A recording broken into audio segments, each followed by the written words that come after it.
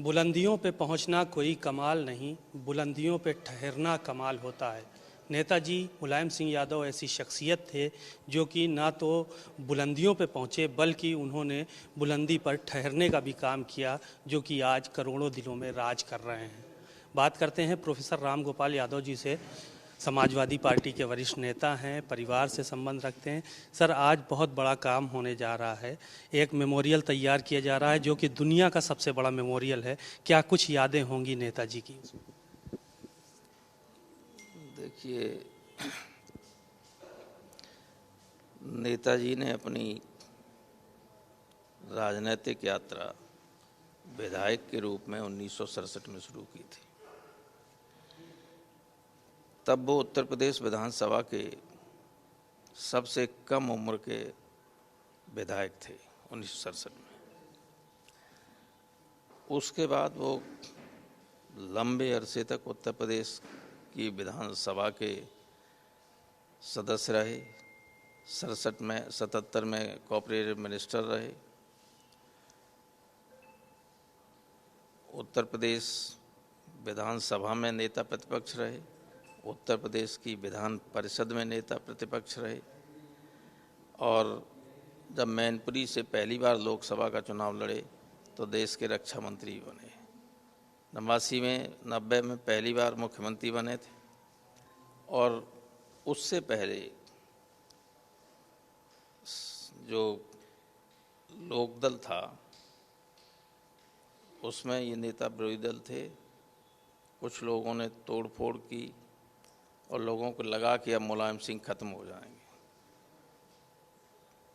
फिर उन्होंने संघर्ष किया, क्रांति रथ के माध्यम से देश प्रदेश में निकले और 89 में मुख्यमंत्री बने। उसके बाद का इतिहास तो लगातार ऐसा रहा है कि देश की राजनीति में कोई ऐसा वक्त नहीं रहा जहां किसी ने मुलायम सिंह यादव को नेग्लेक्ट करने की कोशिश की, कभी भी। तो खासियत ये थी कि बहुत सारे लोग जो हैं वो ऐसे संपन्न और बड़े परिवारों, जिनके राजनीतिक बहुत बड़ी हस्ती रही, उनमें पैदा होकर आगे आते हैं। लेकिन ये ऐसे थे जो एक सामान्य गरीब परिवार से, किसान परिवार में पैदा हुए और बिना किसी की मदद के, केवल अपने परिश्रम से, जनता के आशीर्वाद से इतनी ऊंचाइयों तक पहुंचे। मुख्यमंत्री रहते हुए उन्होंने तमाम ऐतिहासिक फैसले किए। और जब पहले कोऑपरेटिव मिनिस्टर, सबसे पहले 77 में कोऑपरेटिव मिनिस्टर बने, तो वो पहले व्यक्ति थे जिन्होंने कोऑपरेटिव्स के डायरेक्टर मंडल में हर जगह नीचे से लेकर ऊपर तक शेड्यूल कास्ट के रिजर्वेशन की व्यवस्था की थी उत्तर प्रदेश में। Mulayam Singh was the first man. और संघर्ष तो ऐसा कभी लोगों ने किया ही नहीं है। जब बीपी सिंह मुख्यमंत्री थे, बड़े पैमाने पर इनकाउंटर्स लोगों के हो रहे थे, और इनकाउंटर्स हो रहे थे सारे पिछड़ी और दलित जातियों के लोगों के। सब बड़े बड़े अपराधी दूसरी कम्युनिटीज़ के थे, उनको कोई छुआ नहीं जा रहा था। उस वक्त भी नेताजी ने आंदोलन किया। और आप जानते हैं कि BP Singh had to resign. Chief minister रहते हुए बीपी सिंह को इस्तीफा देना पड़ा। तो संघर्ष उस वक्त किया, आगे भी किया। और जब सुप्रीम कोर्ट के फैसले को मानने के लिए प्रतिबद्ध होता है, बाध्य होता है आदमी जो शपथ लेता है संविधान की, मुख्यमंत्री के रूप में शपथ लेते हैं। सुप्रीम कोर्ट का राम जन्मभूमि और बाबरी मस्जिद पर यही निर्णय था कि जब तक फैसला न हो तब तक यथास्थिति रखी जाए। लोगों ने यथास्थिति को बिगाड़ने की कोशिश की। न्यायालय के फैसले के अनुसार उन्होंने अपना काम किया। तरह तरह की बातें की गईं, राम विरोधी बताया गया, जाने क्या क्या बातें कही गई मुलायम सिंह के बारे में। लेकिन इतिहास इस बात का साक्षी है कि उन्होंने जो कुछ किया वो संविधान के अनुकूल और संविधान के जो जो शपथ ली थी मुख्यमंत्री की उसके हिसाब से किया। जिन्होंने ऐसा नहीं किया उनको इतिहास दोषी ठहराएगा। मुलायम सिंह कभी नहीं ठहराया जा सकता। उन्होंने तो अपने कर्तव्य का पालन किया।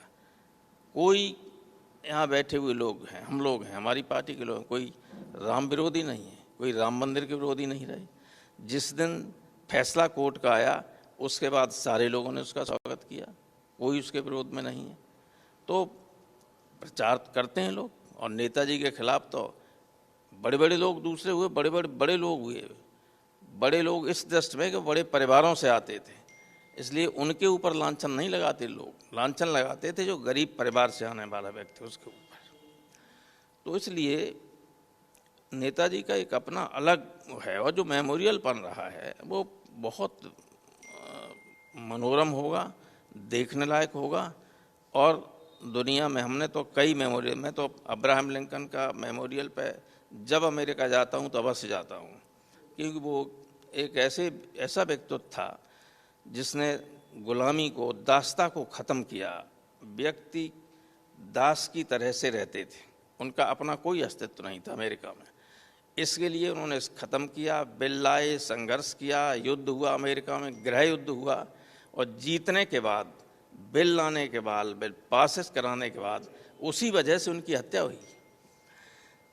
उनके मेमोरियल पर जब भी जाते हैं तो फोटो खिंचाने की भी गुंजाइश नहीं होती। इतनी भीड़ होती है कि जब तक आप कैमरा लगाएं किसी पे, तब तक 10 आदमी और आगे से निकल रहे हैं। शाम को स्कूली बच्चे लोग बड़े पैमाने पे आते हैं। उसी तर्ज पर हमारा ही मेमोरियल हो, देखेंगे आप, लगाया जाएगा, आपको कागज़ भी मिलेगा उसका, क्या किस तरह का होगा, बनेगा, और उससे भी थोड़ा ऊंचा होगा। तो एक आज का दिन जो है समाजवादी पार्टी, समाजवादी लोगों के लिए और उन सारे लोगों के लिए जो अन्याय के खिलाफ संघर्ष करते हैं, जो अन्याय के खिलाफ रहते हैं, ऐसे लोगों के लिए आज का दिन बहुत बड़ा दिन है। अब मुलायम सिंह यादव जी ने मुख्यमंत्री रहते जो विपक्ष के लोग थे उनकी भी बहुत मदद की। जो भी आया खाली हाथ नहीं गया उनके पास से, उनके बारे में ये चर्चा थी। लेकिन उस वक्त की राजनीति और अब की राजनीति में कितना अंतर पा रहे हैं आप? नेताजी ने क्या किया और अब क्या हो रहा है, इस तरह की जो राजनीति चल रही है इसमें कितना अंतर महसूस कर रहे हैं नेताजी के ज़माने से लेकर अब तक? ऐसा है, उस वक्त की राजनीति में और अब की राजनीति में कोई समानता है ही नहीं, किसी तरह की समानता नहीं। उस वक्त लोग बड़े दिल के होते थे, मुलायम सिंह बहुत बड़े दिल के थे। इस आधार पर कभी कोई उनके सरकार में प्रताड़ित नहीं हुआ कि वो बीजेपी का है, कांग्रेस का है, बीएसपी का है या समाजवादी पार्टी का नहीं है। इस आधार पर किसी व्यक्ति की प्रताड़ना नहीं हुई उनकी जानकारी में या शासन की तरफ से, कभी नहीं हुई। लेकिन अब छांट के जानबूझ के बीजेपी के लोग हर जिले में जिसके खिलाफ कहते हैं, अधिकारी इतने रीढ़ विहीन हो गए जिनको स्पाइनलेस कहते हैं कि वे वैसा ही करते हैं, और जानते हुए भी कि सब गलत हो रहा है, सारे काम गलत कर रहे हैं। तो पहले जैसी स्थिति है ही नहीं। अब कोई मुलायम सिंह नहीं पैदा हो सकता, कोई भी। और ये लोग तो ऐसे हैं, जाने कैसे इस पद पर पहुंच गए, इस पद के लायक ही नहीं लोग जो बैठे हुए हैं, जो जिन्हें इस बात में मज़ा आता हो कि किसका घर गिरा दिया जाए, किसका इनकाउंटर फर्जी कर दिया जाए, किसको जेल भेज दिया जाए, किसकी प्रॉपर्टी को नष्ट कर दिया जाए। सत्ता के शिखर पर बैठा हुआ व्यक्ति अगर इस सोच का हो जाएगा तो उससे ज़्यादा घटिया कोई बात हो ही नहीं सकती, और प्रदेश के लिए बहुत ही दुर्भाग्य की बात है। नेताजी मुलायम सिंह यादव ने अपना जो सफ़र था वो शुरू किया साइकिल से। साइकिल से पहले वो पढ़ाने जाते रहे, फिर साइकिल से ही उन्होंने प्रचार भी किया, फिर उसके बाद मुख्यमंत्री, रक्षा मंत्री तक यहाँ तक पहुँचे।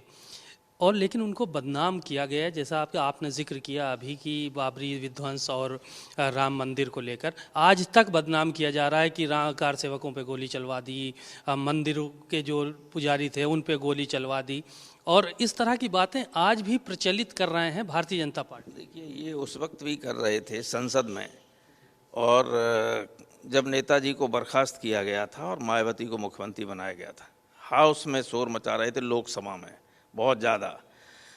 तो चंद्रशेखर जी ने खड़े होकर कहा था कि मुलायम सिंह ने अगर गोली न चलवाई होती तो 16,000 लोग मारे जाते। गोली चला के तो केवल 16 मरे।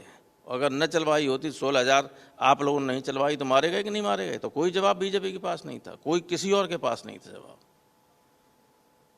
तो वो तो है जिनके हाथ में प्रेस है, जिनके हाथ में सत्ता है, वो चाहे जैसा कहें, लेकिन इतिहास बहुत निष्ठुर होता है। इतिहास जब इन लोगों का लिखेगा तो आने वाली पीढ़ियां पढ़ेंगी कि मुलायम सिंह क्या थे और ये क्या है।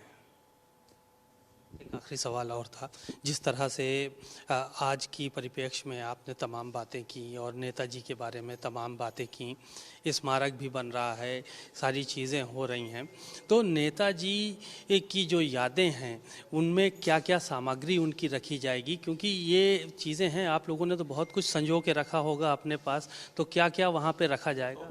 वो इतनी सारी चीज़ें हैं कि हम आपको अभी बता नहीं पाएंगे। वो तो आप जब देखेंगे तभी आप देखेंगे, जो बन जाएगा जब मेमोरियल, तभी वो सारी चीज़ें आएंगी सामने। वो तो एक लंबा इतिहास है।